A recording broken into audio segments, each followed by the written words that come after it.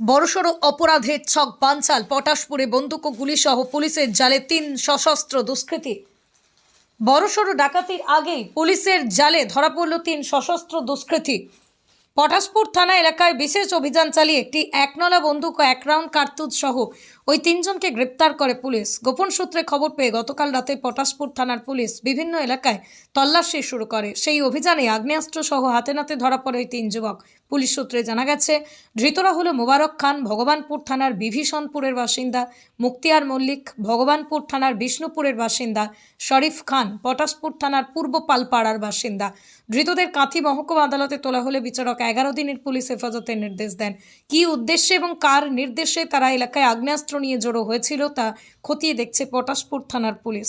প্রাথমিকভাবে মনে করা হচ্ছে কোনো বড় ধরনের ডাকাতি বা অসামাজিক কাজ করার ছক ছিল তাদের।